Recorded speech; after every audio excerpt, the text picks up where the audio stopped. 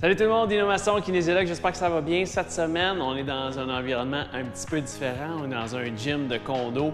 Puis aujourd'hui, je vais vous présenter un de mes exercices préférés, un exercice de base qu'on peut mettre dans tous les programmes d'entraînement.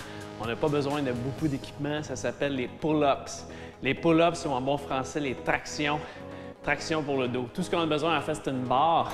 Avec une barre ici qu'on peut se tirer avec le poids du corps simplement. On peut aussi s'aider. Souvent, le pull-up, c'est un exercice qui est un peu plus avancé.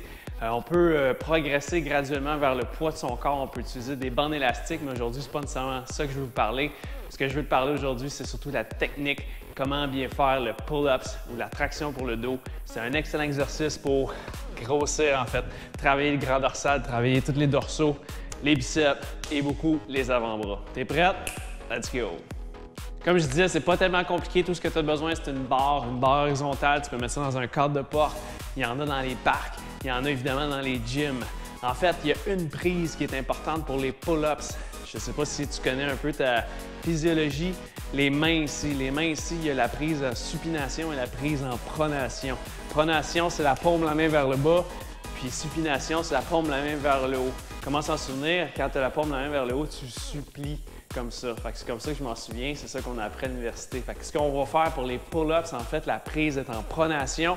C'est la paume de la main vers le bas ici ou paume de la main vers le face, en fait. Tout ce qui est important, c'est d'avoir la prise bien large ici, au moins plus large que les épaules pour bien tirer le corps, bien tirer la poitrine vers le plafond. Quand on vient mettre les mains ici sur la barre plus large que les épaules, on dégage bien la poitrine.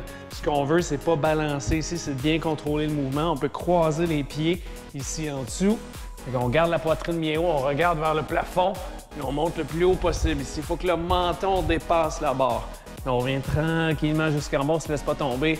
On tire ici le menton plus haut que la barre. On revient tranquillement ici. Puis rendu en haut, il faut vraiment tirer les coudes vers le plancher pour essayer de contracter tous les muscles du dos.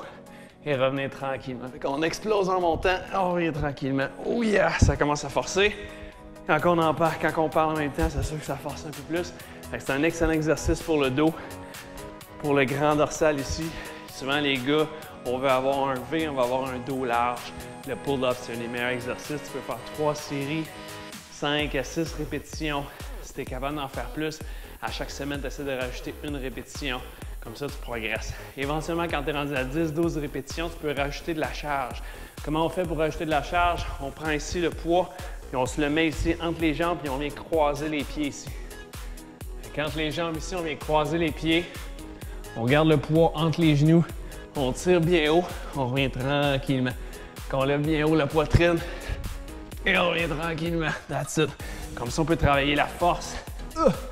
On peut travailler la force avec des charges. Alors, c'est ça pour aujourd'hui pour les pull-ups. Il y a une deuxième variante ici qu'on connaît souvent, en fait, c'est les chin-ups. C'est là la prise en supination. Chin-up, c'est quoi la différence entre la prise en supination et la prise en pronation des pull-ups? En supination, les coudes viennent vers l'intérieur.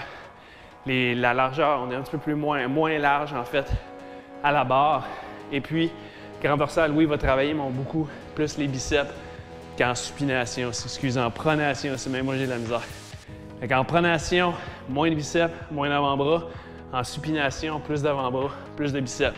Alors, si tu veux travailler les biceps aussi en même temps, tu peux faire des chin-ups, ou ce qu'on appelle une traction en supination.